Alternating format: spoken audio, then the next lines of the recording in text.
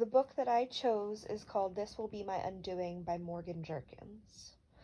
What initially drew me to this book was my own experiences and viewpoint growing up as a white woman in today's society and the struggles that I have had to endure, but I wanted to see a different viewpoint, specifically women of color, and this book dives into one person's experience growing up as a black woman in today's society, from a very young age into adulthood.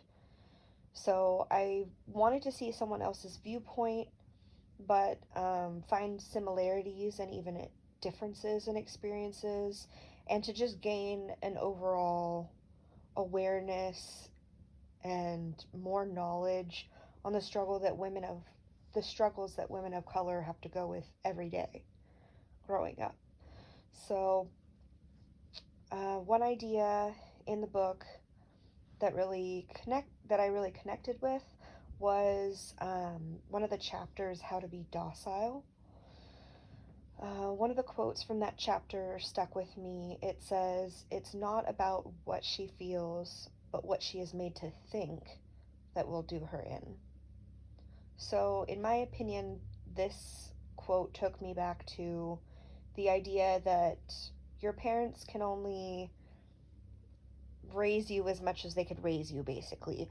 They can instill their values and beliefs and virtues and everything on you and raise you to be this strong, independent woman. But really, society, unfortunately, can play a big role on the person that you become and how you view yourself, especially with social media, even more so today. Um, One of the ideas expressed in the book that I struggled with, I wouldn't say that I really struggled with anything in this book other than just, differences in experiences, and some of it was very upsetting. Um, she talks about, especially in that chapter, how to be docile. You know, some of the things that all of us women are taught in society of, you know,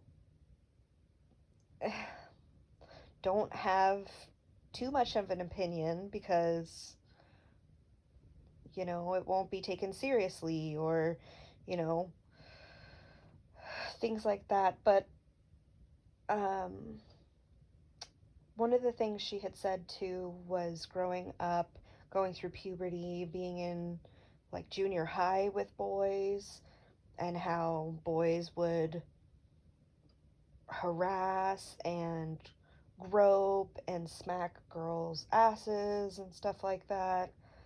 And she noticed that it was only happening to black girls and Latina girls at her school and not happening to the white women. In my experience, I was a target a lot of the time, and I had to go to the principal multiple times, and things like that, where I was feeling harassed and even got groped and all of that by boys growing up. So that was not my experience, but at the same time, this is her own experience, and what she experienced, and that's why I wanted to read this, to see what was she going through and what did she notice. And it was very interesting. So, in what way did your thinking shift after reading this book? I would say that um, my thinking, really, the shift is, like I said, to gain more awareness over all of this. It's little bits of information that just make the biggest impact. Like, just things that people say in passing conversation, just to be more aware and Like, she mentioned hair in movies, that like curly hair is usually shown on a woman who's like out of control, or before she has her makeover. And when she has her makeover, she's got this straight, long, silky hair, and then everyone falls in love with her. But why is curly hair seen as something that's not beautiful and something that needs to be fixed? Just little things like that that really aren't little, that make a big impact on women growing up.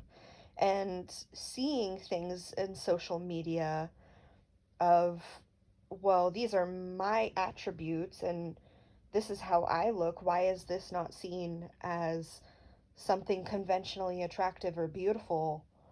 Why do I need to change the way I look? It's it was very impactful.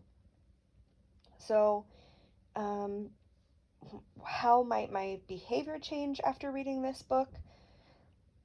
I I mean I think that we should we could definitely, and we should be more aware in the conversations that are being taken place, out in public and even at home, and really calling out something when you know that it doesn't, it is not okay, that people should not be discriminated against based on their looks, skin color, anything. And I try to be that person already, in conversations. I have lived in places of the country that was more unsettling, and um, people are more verbal and not so shy to say these things. So I think it is really up to us as people, but especially as a white person, to stand up and say, hey, that's not okay, and this is why. Or, you know, hey, we do not speak like that. This is why. It's really something so small that we can do that can make an impact.